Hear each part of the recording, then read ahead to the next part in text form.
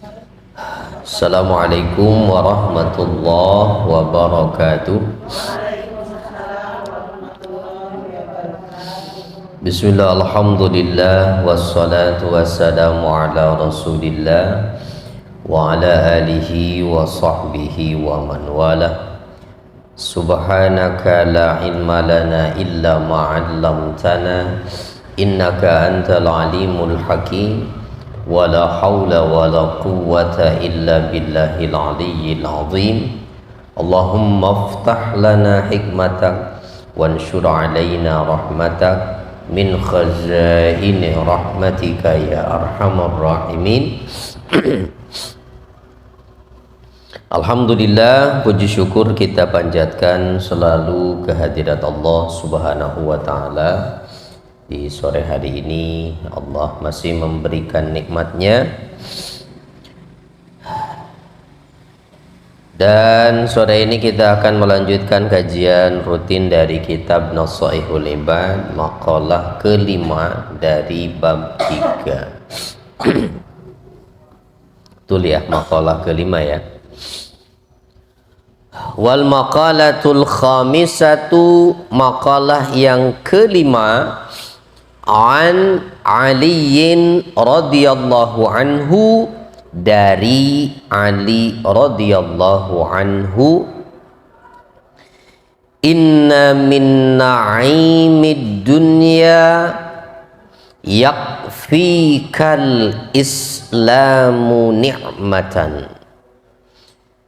Sesungguhnya di antara berbagai macam kenikmatan dunia ini, cukuplah bagimu Islam sebagai nikmat. Artinya nikmat terbesar yang harus disyukuri. Wa inna minasyughli,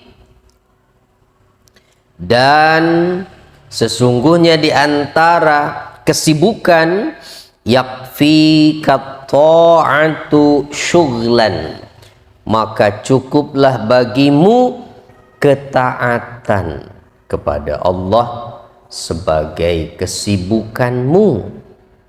Wa inna minal ibrati yakfikal mautu ibratan, dan sesungguhnya di antara nasihat, cukuplah bagimu kematian itu sebagai nasihat untukmu.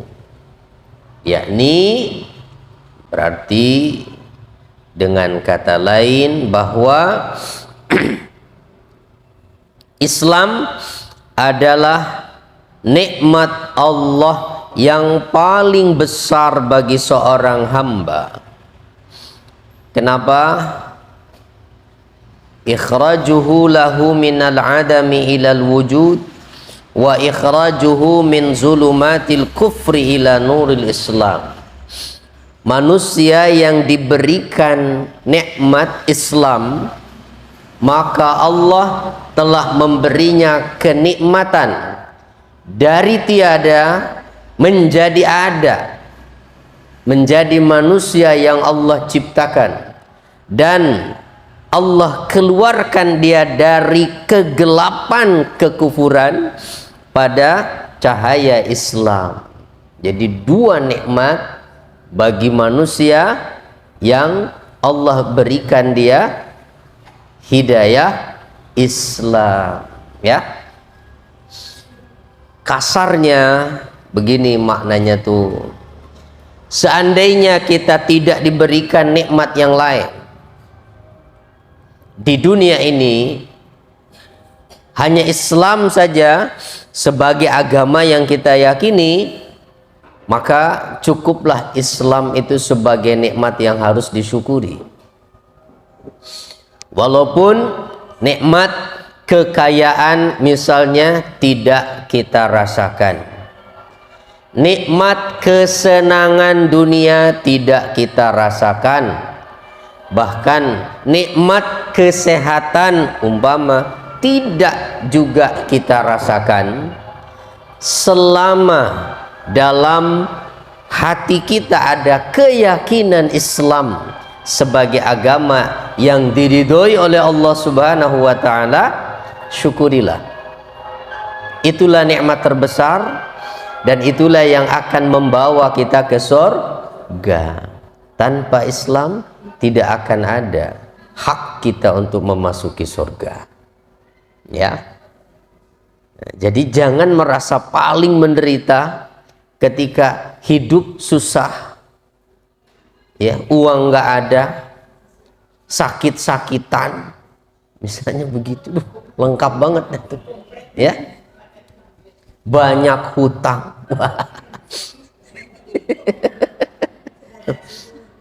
tapi masih bisa memegang teguh, nah, agama Islam, masih memegang teguh ajarannya, tidak pernah meninggalkan sholat, gitu artinya, ya, puasa Ramadan tidak pernah ditinggal, ya, yang wajib-wajib dalam agama tidak pernah ditinggalkan, maka jangan merasa paling menderita. Kenapa?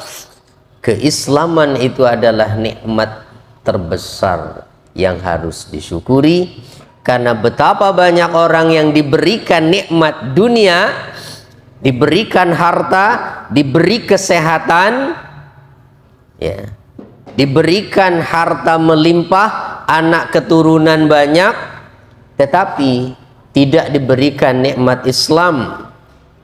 Walaupun dia akui sebagai agamanya, tetapi tidak dijalankan ajarannya, itu tidak akan mengantarkan dia pada kebahagiaan di akhirat nanti, ya.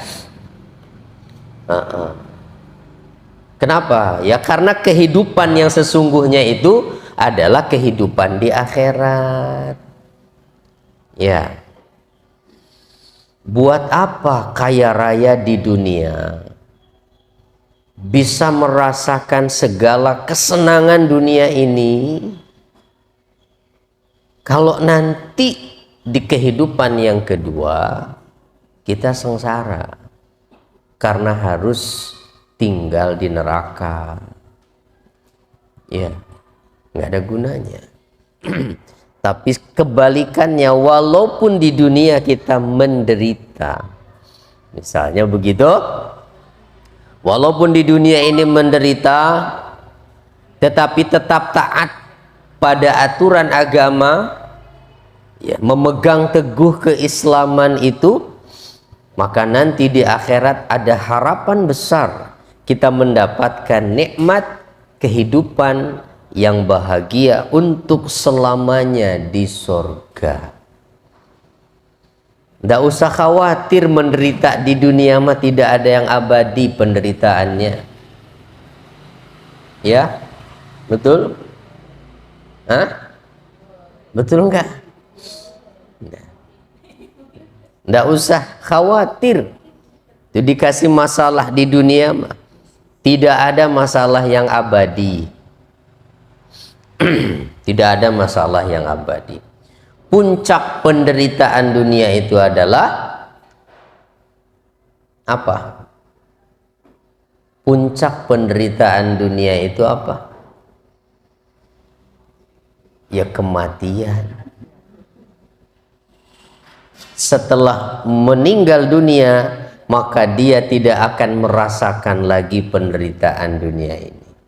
Ya, udah selesai. Ya. Gitu. Makanya kalau yang stres pengen buru-buru selesai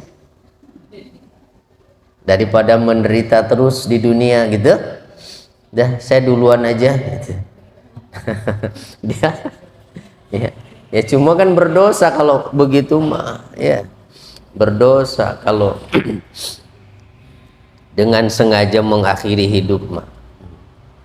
Dosa besar. Tapi buat orang yang beriman, artinya dia tidak akan mempedulikan penderitaan dunia yang dia rasakan, karena yang penting adalah dia mempersiapkan diri agar di akhirat nanti harapannya besar dia akan mendapatkan nikmat surga.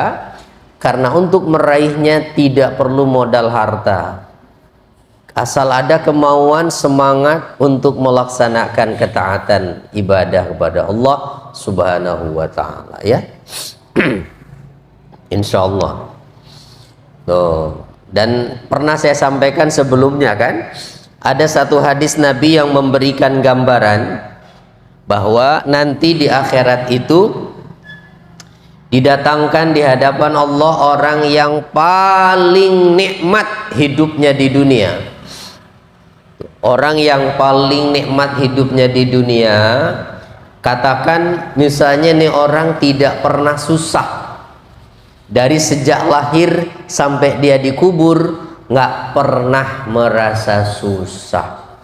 Waduh, turunan ningrat kan itu, ya, turunan pejabat, tuh kakek neneknya pejabat, lahir juga sebagai orang kaya, nggak pernah susah, dia nggak tahu bakwan itu. Seumur hidupnya saking kayanya, misalnya begitu, ya, paling nikmat pokoknya hidupnya di dunia itu.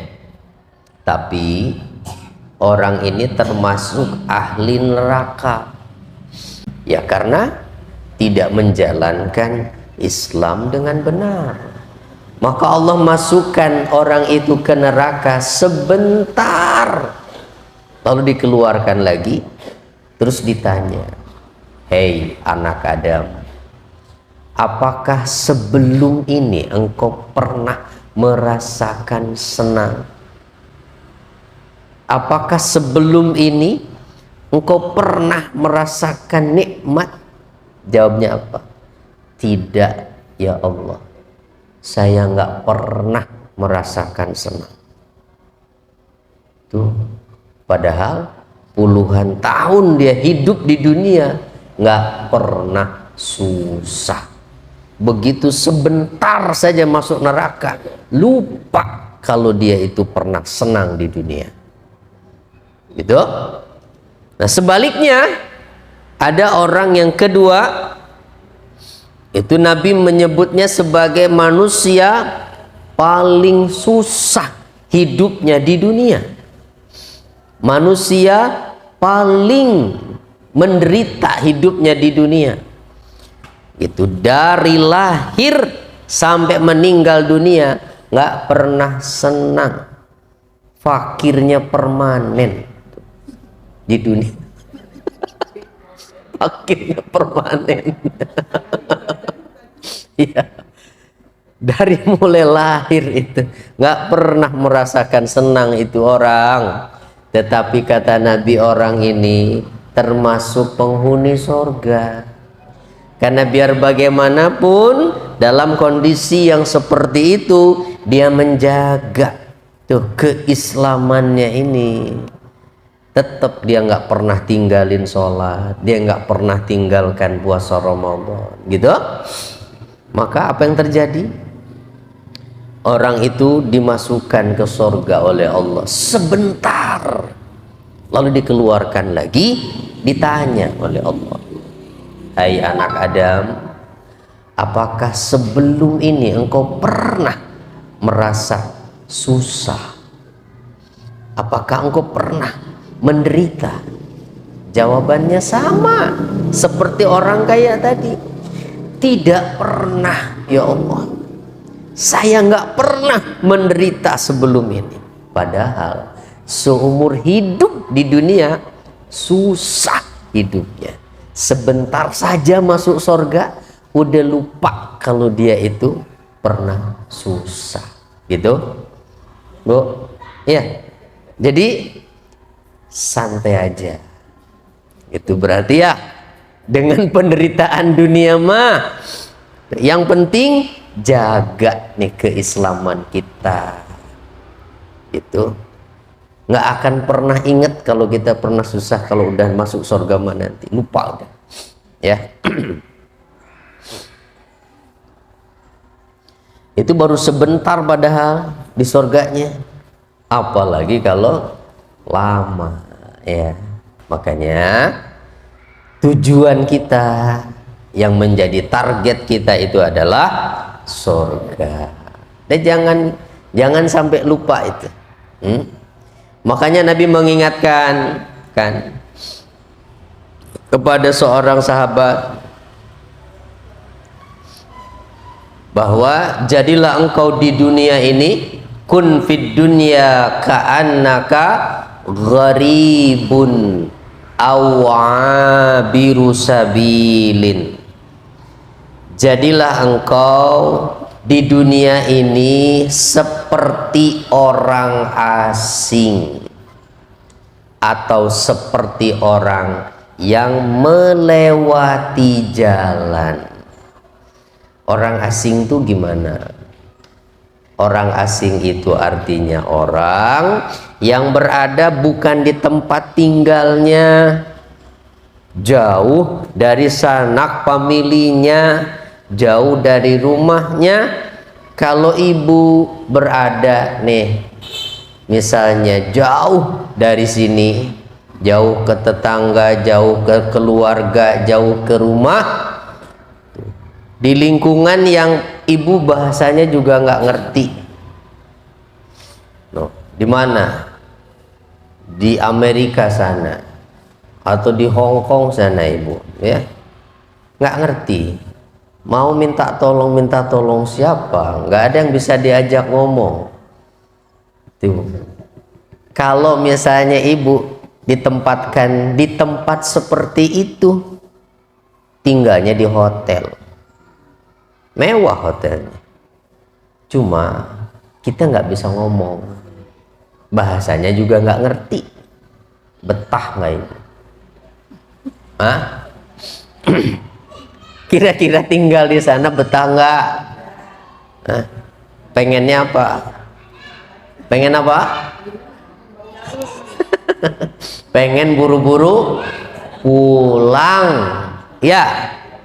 Nah gitu harusnya. Kalau orang yang ngerti dunia mah seperti apa, ya, pengen buru-buru pulang. Kemana? Ke akhirat. Itu kata Nabi, jadilah orang asing. Kenapa? Semua yang ada ini, ya, kehidupan ini membuat orang-orang yang beriman resah, ya, banyak yang membuat hatinya tidak tenang, ya, banyak apa, ya, banyak kepalsuan kan di dunia ini, ya, banyak kepalsuan. Ada banyak yang menipu, banyak yang berbohong, segala macam itu. Tidak ada ketenangan di dunia ini. Maka tempat yang paling tenang adalah akhirat. Nah, kalau orang beriman mah harusnya begitu, kata Nabi, itu di dunia itu seperti orang asing, ya. Nggak betah nih, nggak betah berlama-lama duduk bareng sama orang-orang cuman ngobrol aja di pinggir jalan gitu. Aduh, ngapain ini ya? Duh, ngapain sini? Kenapa? Selalu ingat akhirat, selalu ingat kampung halaman. Itu, aduh, nanti di akhirat gimana ini ya? Pertanggungjawaban saya. 1 jam habis waktu ini dipakai buat ngapain ini? Nah, gitu, nggak betah. Apalagi dibawa ke diskotik, mah, aduh, ini apaan itu? Nah, itu orang yang beriman. Jadi bukan malah wah gitu, jadi ya, tersilap melihat segala kemewahan dunia ini. Tapi seperti orang asing, ya, seperti orang asing. Kenapa? Selalu ingat kampung halaman, ya Bu. Kayak orang tua yang tinggal di kampung diajak anaknya ke kota, itu baru sehari minta pulang, nggak betah. Padahal di sini enak, adem, gitu. Ayam nggak ada yang ngasih makan, tuh. Ingat piaraannya aja kan. Selalu ingat kampungnya tuh. Nah itu maksudnya seperti orang asing itu ya. Jadi jadilah di dunia ini, kata Nabi, seperti orang asing. Maksudnya selalu ingat kampung halamannya, selalu ingat akhirat yang akan menjadi tempat tinggal kita. Aduh, saya melakukan ini nanti kira-kira membuat saya ke surga atau ke neraka, nah gitu ya. Atau kata Nabi seperti orang yang melewati jalan. Tuh, melewati jalan. Tuh kalau ibu mau ke mana, misalnya dari sini mau ke Istiqlal saja ya, maka sepanjang kita menempuh perjalanan dari Pamulang menuju Istiqlal, itu kan di sepanjang jalan kanan kiri jalan itu banyak yang kita lewatin, dan mungkin tidak sedikit yang menarik perhatian kita. Tujuannya mau ngaji ke Istiqlal, jauh banget ngajinya tuh ya, ke Istiqlal. Istiqlal mau ngaji, lihat baru sebentar jalan, lihat ada pameran, lihat lagi ada mau diskon 75%. Aduh, hari terakhir lagi hari ini misalnya, aduh, terusin nggak? Terusin. Ya, banyak yang menarik perhatian, yang kalau nggak fokus dengan tujuan mau kemana, mau ke Istiqlal, bisa-bisa mampir dulu, begitu. Sama kita menjalani kehidupan di dunia ini, harus fokus pada tujuan. Mau kemana? Ke surga. Tapi sepanjang jalan menuju surga itu, nah banyak sekali godaannya. Gitu maksudnya, seperti orang yang melewati jalan itu. Kalau yang fokus, udah fokus. Apapun yang dilewati, menyenangkan, menarik hati, lewat semuanya gitu. Ya. Begitu maksudnya itu. Seperti orang yang melewati jalan, fokus saja. Saya mau ke surga, makasih ya. Nggak ikutan jalan-jalan, ayo seneng-seneng. Enggak, takut mati di sana saya. Mau ke bioskop, oh ada film bagus tuh. Enggak lah. Jadi kalau ke tempat-tempat yang memang kurang baik, nggak tertarik itu, iya, takut mati di situ saya. Pengen ke surga nanti. Begitu Bu ya. Jadi ingat terus pada tujuan. Saya pengen ke surga, saya pengen ke surga.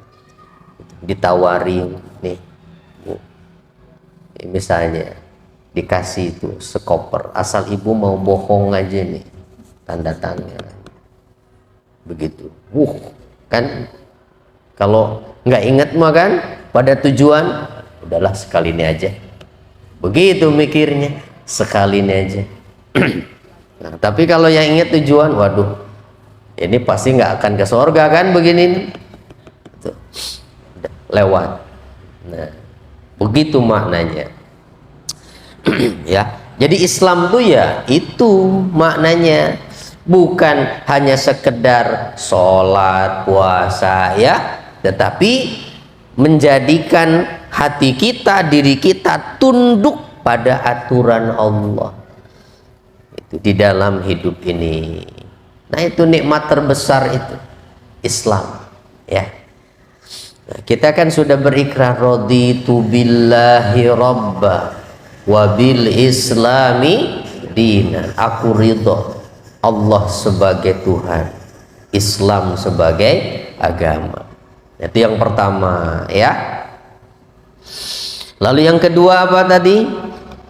Di antara sekian banyak kesibukanmu di dunia ini, maka cukuplah ketaatan kepada Allah sebagai kesibukan terbesarmu. Gitu maknanya ya. Jangan sampai justru ibadah ini dikalahkan oleh kesibukan-kesibukan duniawi, seolah-olah jadi manusia paling sibuk. Kenapa enggak sholat? Sibuk saya mah. Emangnya sesibuk apa sampai enggak sempet sholat? Nih, ayo ngaji, sibuk. Waduh. Ngapain sibuknya itu? Emang kalau manusia yang perhatiannya bukan ke akhirat, ya memang ya kesempatan hidup di dunia ini dia gunakan semaksimal mungkin, jangan sampai tidak bahagia saya di dunia, kan begitu. Pokoknya harus jadi duit apapun juga itu.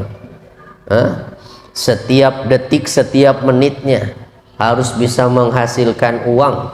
Nggak sholat mah nggak apa-apa. Itu lupa diri jadinya. Maka cukuplah ketaatan kepada Allah sebagai kesibukan. Itu juga selain seperti itu maknanya tadi, bahwa jadikanlah kesibukan terbesar itu bukan aktivitas kita mencari dunia yang sementara, tetapi jadikan aktivitas yang utama sehari-hari itu adalah ibadah. Atau makna yang kedua adalah bahwa aktivitas apapun yang kita lakukan di dunia ini, jadikan aktivitas itu nilai ibadah, niatnya taat pada Allah Subhanahu wa Ta'ala. Gimana caranya? Ya kan, melakukan ketaatan kepada Allah itu apa harus dengan cara sholat saja? Tidak kan? Iya, ibadah itu bukan hanya sholat.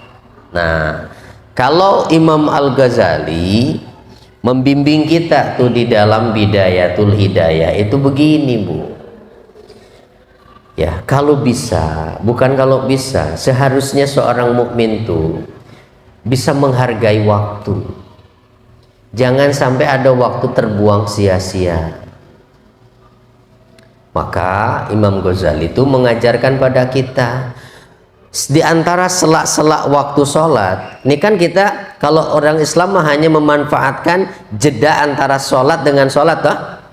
Antara subuh dengan zuhur, antara zuhur dengan asar, antara asar dengan maghrib, antara maghrib dengan isya, antara isya dengan subuh. Nah, usahakan di waktu siang terutama jangan banyak membuang waktu sia-sia. Kenapa? Karena auqatuka umruka, waktumu itu adalah umurmu, wa umruka ra'su malika, dan umurmu itu adalah modal pokokmu. Kalau kita dikasih modal nih, berarti kan tergantung kita mau dipakai apa. Udah dikasih modal tuh 1 juta, mau dipakai apa? Terserah. Kalau dipakai jalan-jalan, seneng-seneng, makan-makan, untung nggak?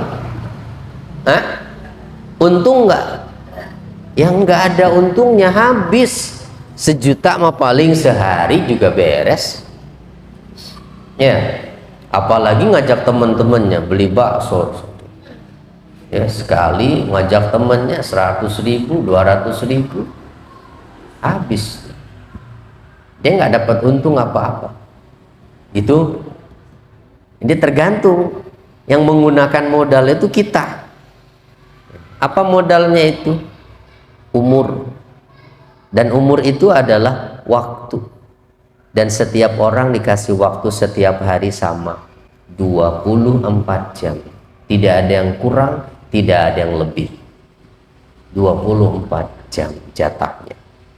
Tapi tidak semua orang bisa memanfaatkan waktu itu dengan baik. Nah, makanya kata Imam Ghazali, kalau ada jeda waktu di antara sholat itu, manfaatkan dengan salah satu di antara 4 aktivitas ini. Satu, untuk menambah ilmu. Nambah ilmu gimana? Ya bisa hadir ke majelis kalau ada, atau ya cari buku yang bisa dibaca, atau internet, cari wawasan, tambah keilmuan. Untuk ngaji lah berarti ya. Satu. Atau kalau nggak bisa, kedua pilihannya, atau membantu orang lain. Niatkan ibadah, ya, membantu orang lain. Membantu apa ya? Kalau punya harta, gunakan harta. Punya tenaga, gunakan tenaga. Ya, itu. Di rumah udah beres semua, nyapu udah, ngepel udah, nyuci udah, apain ya? Lihat rumah tetangga masih berantakan tuh depan rumahnya, tak sapuin deh. Ya Allah, kerajinan.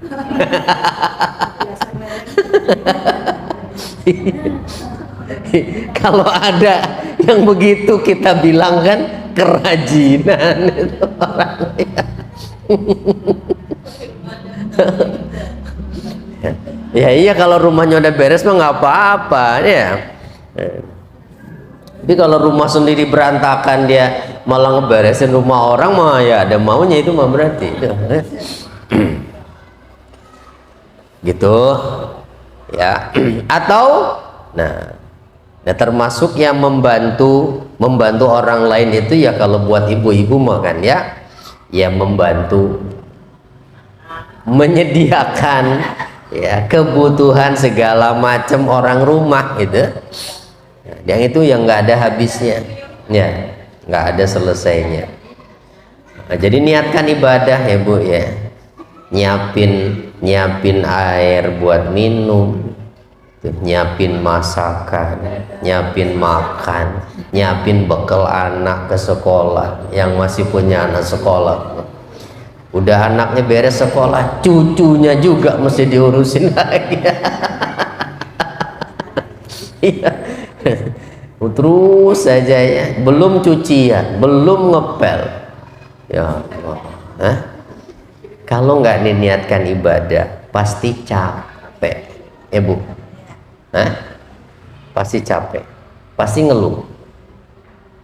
Tapi kalau niatnya ibadah, yakin bahwa setiap keringat yang keluar itu akan diganti dengan pahala. Udah. Nah, kita akan menikmati itu, ya. Coba kalau suami suruh bayar, nggak sanggup dia bayarnya, mau bayar berapa? Ya, dari bangun tidur sampai mau tidur lagi, kerjaannya kan? Pembantu yang cuma nyuci sama nyetrika aja mahal itu. Apalagi ini yang kerjaannya nggak habis-habis itu. Ya Allah. Ya, tapi pulang-pulang jangan nagih Ibu ya.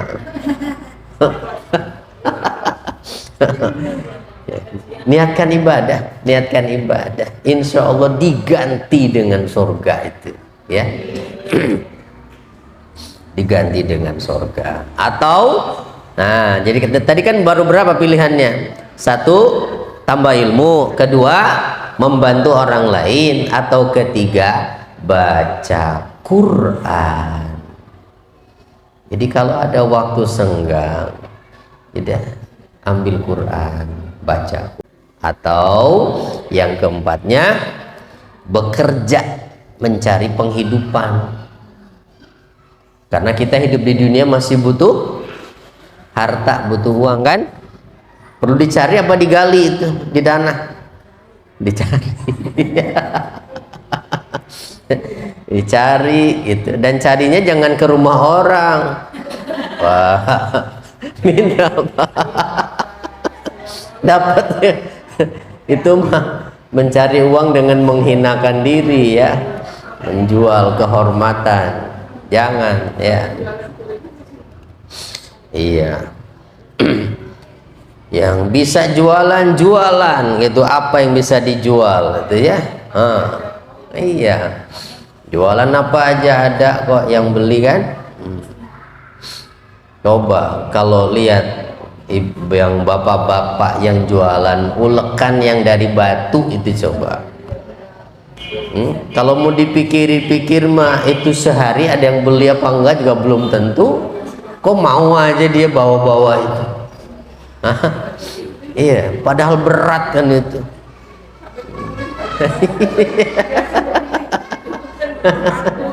Kenapa? Karena dia hanya membuat sebab aja, Allah yang ngasih rezekinya itu, kadang dari yang lain ya. Nah itu bekerja. Jadi bekerja juga niatkan ibadah, kalau enggak pasti ngeluh aja adanya, capek ini itu ya. Niatkan ibadah, insya Allah nggak akan ada waktu terbuang yang sia-sia tuh kalau begitu ya. Nah itu yang kedua, jadikan aktivitas apapun sebagai ketaatan, sebagai ibadah kepada Allah ya. Aduh, jadi insya Allah kalau selalu begitu mah, dari bangun tidur sampai mau tidur lagi itu modal kita benar-benar banyak untungnya nanti ya, nggak banyak yang terbuang. Lalu yang ketiga tadi apa? Sesungguhnya di antara nasihat itu, cukuplah kematian itu sebagai nasihat bagimu. Walaupun tidak banyak kiai, ulama, ustadz yang memberikan nasihat, sebetulnya melihat kematian orang lain itulah nasihat buat kita ya. Nasihat yang diam saja itu dan tidak bicara adalah kematian. Jadi saat kita menyaksikan kematian orang lain, bukankah saat itu kita diberikan nasihat? Siap-siap, besok mungkin kamu dipanggil kan? Iya. Kita nggak merasa dinasehati ya. Oh, nganterin temennya yang meninggal aja masih bisa cekakak cekikik kadang-kadang itu. Padahal mah ya Allah, jangan-jangan besok saya lagi, tangga yang meninggal sebelah saya lagi itu. Malaikat mautnya masih di situ, jangan-jangan.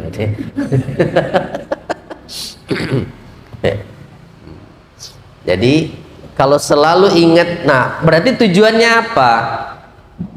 Kematian ini menasehati orang yang beriman supaya selalu ingat akan kematiannya.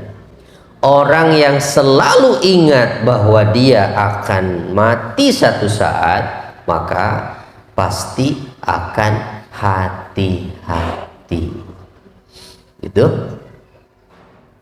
Kenapa banyak orang lupa diri, berani berbuat maksiat? Pada dasarnya karena dia lupa kalau dia akan mati. Kenapa orang kok begitu semangat mencari dunia, ditumpuk sampai meninggalkan yang wajib dalam urusan agama? Nah, hakikatnya karena dia lupa kalau dia itu akan mati. Tuh. Dan buat orang yang beriman, ingat mati bukan sekedar ingat bahwa dia akan mengakhiri hidupnya di dunia, tetapi ingat bahwa setelah mati ada pertanggungjawaban. Nah, itu yang lebih berat lagi ya. Kalau nanti akan mati dan setelah mati selesai semuanya, tidak akan hidup lagi, ya udah, puas-puasin di dunia. Masalahnya adalah setelah kematian itu kita udah nggak bisa memperbaiki segalanya, hanya tinggal menerima balasan dari apa yang sudah pernah kita perbuat. Itu yang harus selalu diingat oleh orang beriman itu, bahwa saya akan mati satu saat. Dan setelah mati tidak akan ada lagi yang bisa diperbaiki saat itu. Yang tidak pernah sholat, yang tidak pernah puasa, setelah dia mati dia nggak bisa memperbaiki lagi itu. Kenapa? Karena hanya saat kita hidup kita masih punya kesempatan untuk memperbaiki semuanya. Tidak peduli masa lalu kita puluhan tahun misalnya buruk masa lalu kita, ya, tidak melaksanakan kewajiban agama, asal sadar tuh, terus memperbaiki dirinya di sisa hidup yang masih Allah berikan, walaupun hanya tersisa sehari dalam hidupnya, asal dia tobat dengan tobat yang sebenarnya, Allah akan ampuni dosa-dosanya yang puluhan tahun itu, dan bisa jadi bersih nanti meninggalkan dunia ini. Itu ya, itu makanya harus selalu diingat, jadikan nasihat ya, kematian itu. Gitu. Nah, bahkan sebahagian orang-orang salaf dulu mah ada yang sengaja bikin kuburan gitu untuk dirinya tuh, untuk selalu mengingatkan ya. Tapi kalau di kita mah ya nggak usah lah, karena kita kan harus belinya di tempat pemakaman umum ya, nggak boleh mengkapling dari sekarang, karena nggak tahu kapan meninggalnya dan di mana kita akan meninggal kan. Ngerepotin orang yang meninggal duluan aja kalau kita ngapling, takut nggak kebagian saya. Itu pengen deket suami nanti kuburannya, saya beli sebelahnya dah, nggak boleh kalau tempat umum mah ya. Itu hanya merepotkan yang lain yang mau dikubur situ, jadi nggak bisa, nah, karena sudah dikapling. Nah, kecuali beli tanah khusus ini buat keluarga ya, boleh silahkan. Itu ya. Makanya kalau orang tua dulu malah ada ya yang suka nyimpen kain kapan ya. Sebetulnya bukan takut nanti nggak bakal kebagian kain kapan, tapi untuk selalu mengingatkan diri gitu ya, bahwa satu saat inilah pakaian saya yang terakhir akan saya pakai gitu. Ya Allah. Jadi dia nggak merasa bangga tuh dengan pakaiannya yang mahal-mahal itu ya. Seragamnya yang banyak itu nggak bakal dipakai nanti meninggal mah kan ya Bu. Semuanya kain kapan pakaiannya. Iya, itulah kematian. Jadi kematian itu harus menasehati kita, harusnya yang mengingatkan kita selalu.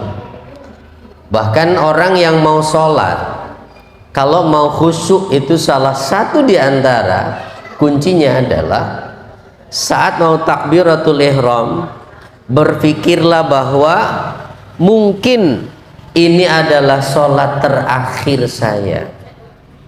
Jangan masih berpikir kalau nanti maghrib tiba, saat mau sholat maghrib masih berpikir nanti isya masih ada waktu, saya masih hidup. Tapi berpikirlah bahwa mungkin inilah sholat terakhir saya. Kalau berpikir seperti itu, pastinya kan serius sholatnya. Itu gak main-main ya, gak mikirin yang macam-macam. Ya Allah, ini mungkin sholat terakhir saya. Selalu begitu ya, selalu begitu. Ketika matahari terbit di pagi hari, kita bangun dalam keadaan sehat walafiat, lihat matahari masih terbit dari timur, alhamdulillah ya Allah gitu. Dan itu hari sangat mungkin menjadi hari terakhir untuk kita. Kalau seandainya benar-benar hari terakhir misalnya, karena kita udah dikasih tahu sama malaikat maut, Bu, Ibu besok tinggal sehari ya, besok tak jemput. Gimana rasanya tuh? Kalau besok benar-benar tinggal sehari kesempatan kita, mau ngapain?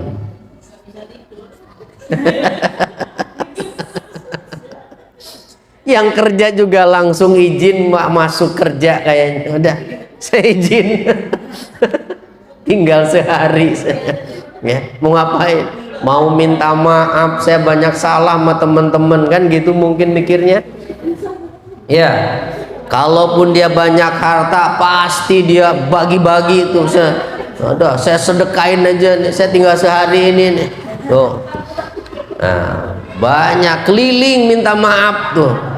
Pertanyaannya, kira-kira cukup waktunya enggak?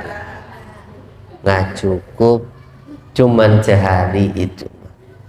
Makanya jangan nunggu malaikat maut datang baru pengen ibadah. Nggak bakal nanya dulu malaikat mautnya, ibu udah tobat belum? Ayo tobat dulu, saya tungguin. Nggak bakal gitu, Bu. Ya, nggak akan ngasih kesempatan malaikat maut itu. Ya, nggak peduli kita sudah tobat atau belum, ibadah kita sudah banyak atau belum, malaikat maut perintahkan cabut nyawa kita. Tuh. Ya kan hakikatnya mau begitu. Ya, orang yang udah divonis tinggal sehari gitu, pasti dia merasa wah, akan memanfaatkan betul waktu sehari itu kan. Nah, padahal masing-masing kita siapa yang jamin hidupnya masih lama? Nggak ada. Makanya berpikirlah bahwa setiap hari berganti ini, ya mungkin ini hari terakhir untuk saya. Nah, supaya ya kita benar-benar memanfaatkan waktu yang ada itu ya. Jangan, nggak akan ada kalau orang ingat, aduh saya takut ini hari terakhir, terus jadi malas-malesan. Enggak, justru dimanfaatkan sebaik mungkin.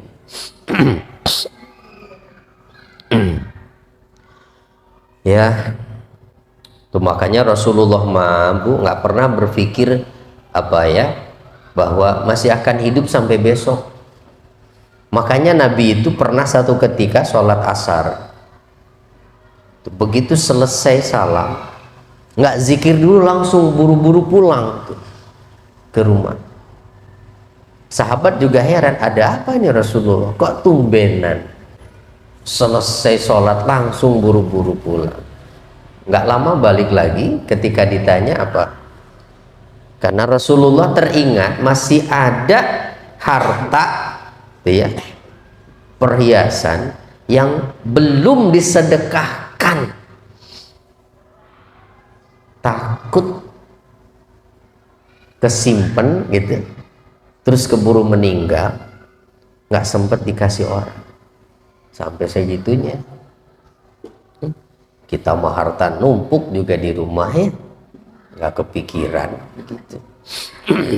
Ya Allah, aduh. Nah itu ya, jadi 3 tuh. Cukuplah Islam sebagai nikmat, cukuplah ketaatan sebagai kesibukan kita, cukuplah kematian sebagai nasihat.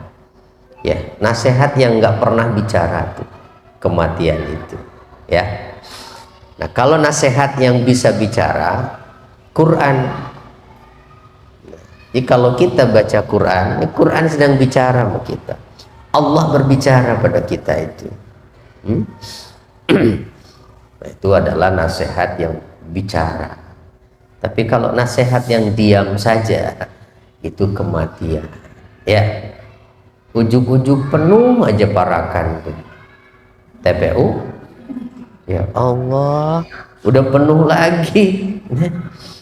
Nggak tahu sehari berapa itu ya. Perasaan kita kayaknya masih lama deh. Aduh. Mudah-mudahan bermanfaat lah ya, lumayan dapat satu juga. Memang harus diingetin begitu ya, kalau nggak ada yang ngingetin kayak begini mau kayaknya kita tuh lengah aja ya, lupa itu. Alhamdulillahirabbil alamin. Dah cukup Bu. Ini tumben Bu Agnes kemana? Kita doa dulu ya.